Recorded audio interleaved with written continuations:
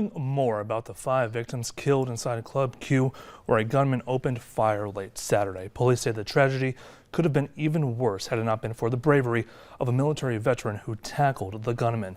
Morgan Chesky is in Colorado Springs with more. I just know I got into mode and I needed to save my family. And that family was, at that time, everybody in that room.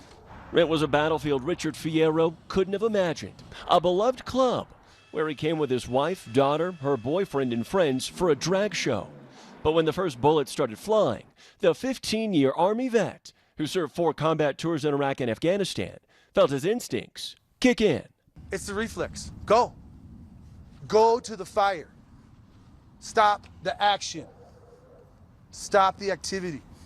Don't let no one get hurt. Charging through the chaos, Fierro said he tackled a gunman who was wearing full body armor, knocking a rifle out of his hands, then wrestling away a handgun, using it to beat the shooter. He says he even enlisted the help of a drag performer at the club. I told her, kick this guy, and she took her high heel and stuffed it in his face. But Fierro wasn't able to save his daughter's 22-year-old boyfriend, Raymond Green Vance, who died in the attack. He's a good kid, man, and I loved him. I have never encountered a person who had engaged in such heroic actions that was so humble about it. The accused 22-year-old gunman has been arrested on 5 counts of first-degree murder, as well as several hate-related charges. We're also learning more about the other lives cut short in Saturday night's senseless shooting, 5 in all. Kelly Loving, a 40-year-old trans woman, is described by a friend as compassionate, generous, and trusting. Derek Rump and Daniel Aston were beloved bartenders at Club Q. It's just a nightmare that you can't wake up from. Ashley Paw leaves behind a husband and an 11-year-old daughter. Her sister, Stephanie Clark, telling NBC News their family is devastated.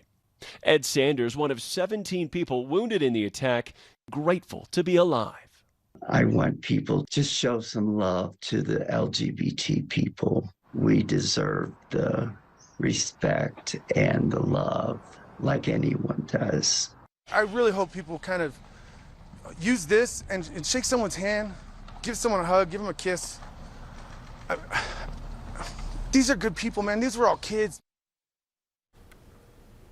Colorado Springs officials say that Aldridge is expected to make his first court appearance remotely in the coming days, and the city's mayor says that it's premature to comment on whether that should have triggered Colorado's red flag law, allowing police to seize any weapons that he may have had.